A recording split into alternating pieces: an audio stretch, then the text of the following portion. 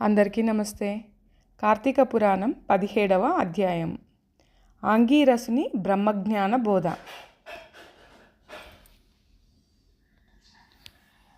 ఆంగీరసుడు ఆ పురుషుని ఉద్దేశించి కర్మబంధములను గూర్చి ముక్తిని గూర్చి ఈ విధంగా చెప్పనారంభించాడు. కార్యము, కారణము, స్థూలము, సూక్ష్మము ఈ ద్వంద్వ సంబంధమును దేహమందురు. ఈ విషయముల గురించి శివుడు పార్వతికి చెప్పియున్నాడు.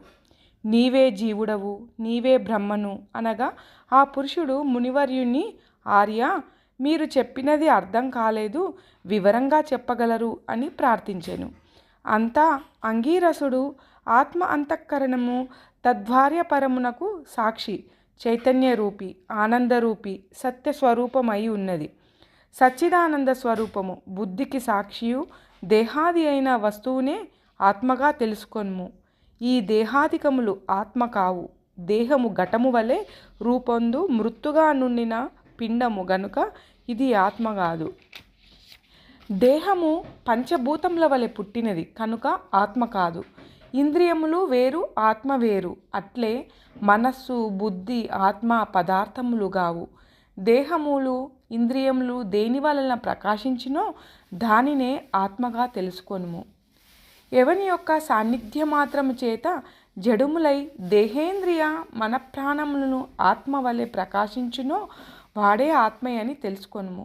ఎవ్వరు వికారిగా సాక్షి అయి స్వప్నంబును, జాగరణను, నిద్రను, వాటి యొక్క ఆద్యాంతమును తెలుసుకొనుచున్నాడో వాడే నేనని తెలుసుకొనుము.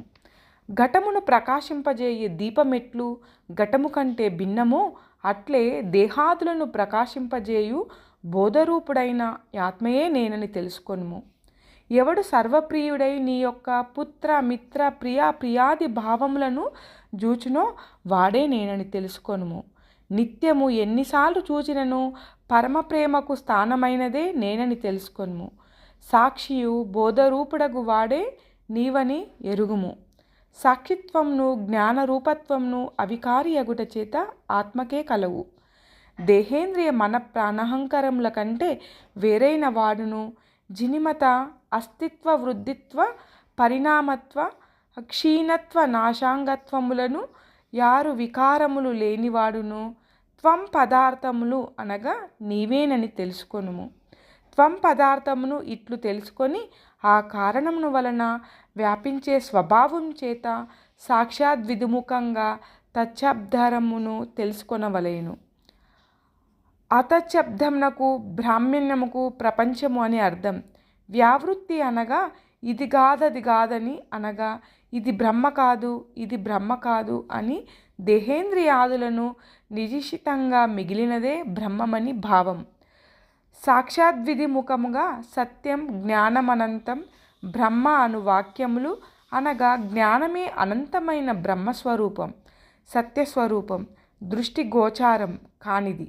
ఇది తపస్సునకు ఆవలి వైపునకు ఉన్నదని, అనుపమానంద రూపమనియు, సత్యప్రజ్ఞాది లక్షణయుతమనియు, పరిపూర్ణమనియు చెప్పబడును. వేదముల చేత ఎవ్వడు సర్వజ్ఞుడనియు, పరేశుడనియు, సంపూర్ణ శక్తిమంతుడనియు చెప్పబడుచున్నాడో వాడే నేనని తెలుసుకో.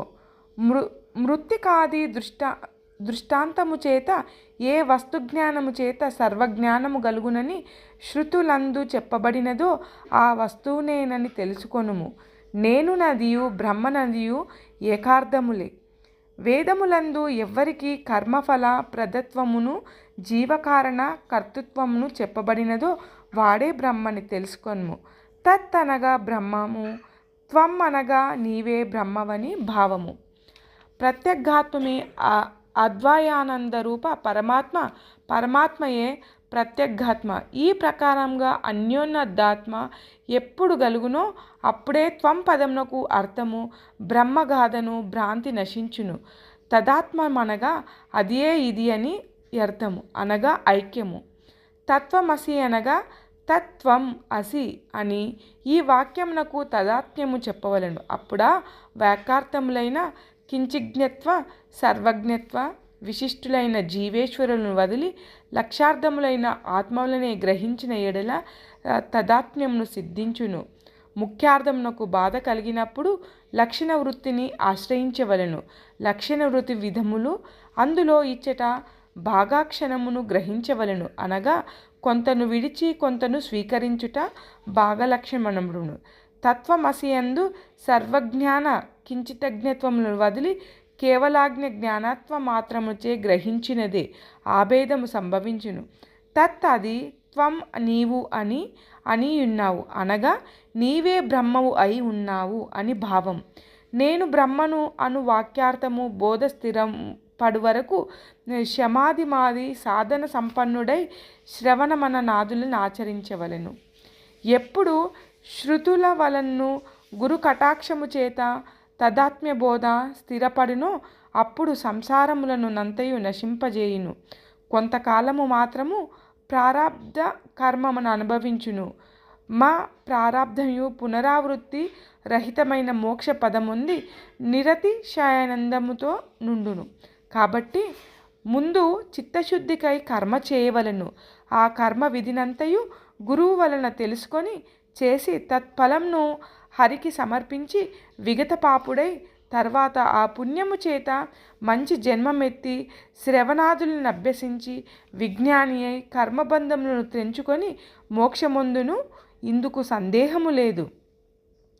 17వ అధ్యాయం సమాప్తం.